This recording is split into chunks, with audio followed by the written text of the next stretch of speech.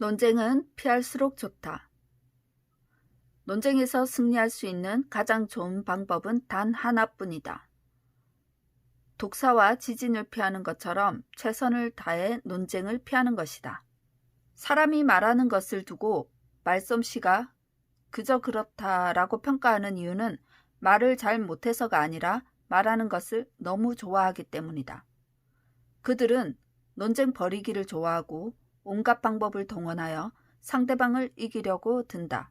하지만 하버드 대학 법학대학원 출신이자 전 매사추세츠 주 주지사였던 윌러드 밋 롬니는 수년간의 정치 경험을 바탕으로 한 가지 원리를 깨달았다. 논쟁으로는 누군가를 굴복시키는 것이 거의 불가능한 데 비해 부드러운 해석과 설명은 강력한 힘을 발휘한다는 것이다. 벤저민 프랭클린은 만약 당신이 남에게 지고는 못 배기는 성격이고 다른 사람들과 논쟁하고 그들의 말을 반박하는데 즐거움을 느낀다면 잠시 승리는 얻을 수 있겠지만 이런 승리는 아무런 의미도 가치도 없습니다. 왜냐하면 당신은 영원히 상대방의 호감을 살 수 없을 것이기 때문입니다. 라고 말했다. 이 말에 비추어 누군가와 대화를 함에 있어 당신은 실질적 의미도 없는 표면적인 승리를 추구할 것인지 아니면 한 사람의 호감을 얻기 위해 노력할 것인지 더 세심하게 고민해 봐야 한다. 한 번에 두 가지 모두를 얻기는 힘들다. 서로 다른 상황이라면 서로 다른 말의 효과를 추구해야 한다. 공식적인 상황에서는 최소한의 말로 정확한 의미를 전달해야 한다. 하지만 사적인 자리나 업무와 무관한 상황에서는 대화의 목적에 더 많은 고민이 필요하다. 당신과 상대방의 대화가 관계를 발전시키기 위한 것인지 아니면 옳고 그름을 따지거나 의견을 제시하기 위한 것인지를 판단해 관계의 발전이 목적이라면 대화의 깊이가 더욱 깊어지도록 기술을 이용해야 할 것이다. 대화에 마침표를 찍는 사람이 되지 마라. 말은 어떻게 해야 하는가?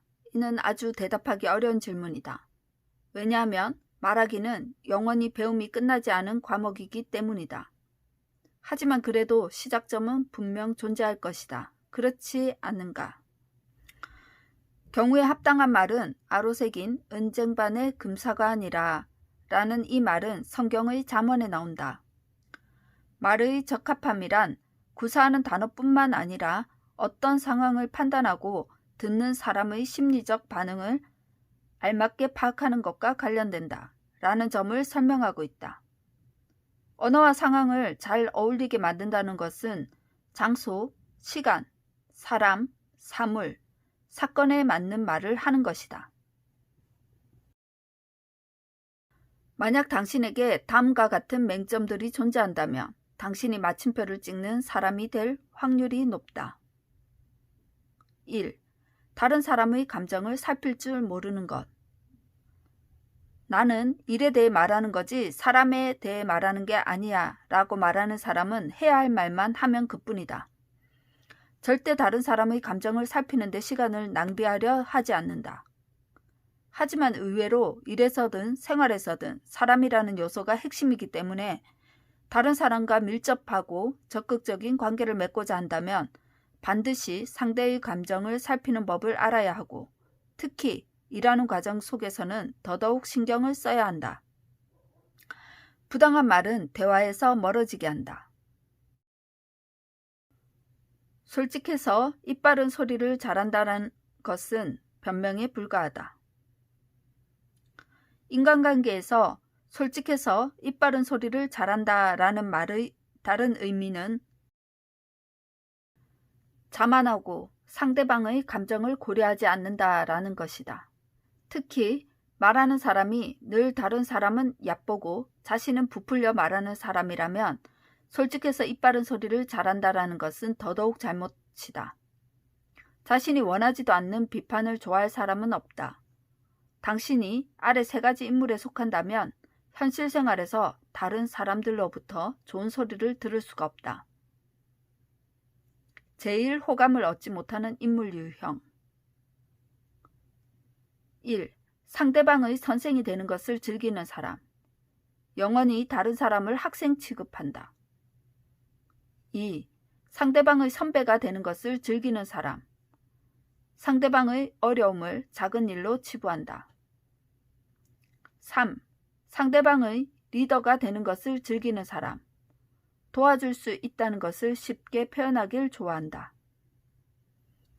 이 세 가지 인물의 공통점은 모두 의식적으로든 무의식적으로든 다른 사람들로 하여금 무시와 무지를 느끼도록 하고 이를 통해 자신의 대단함을 드러낸다는 것이다.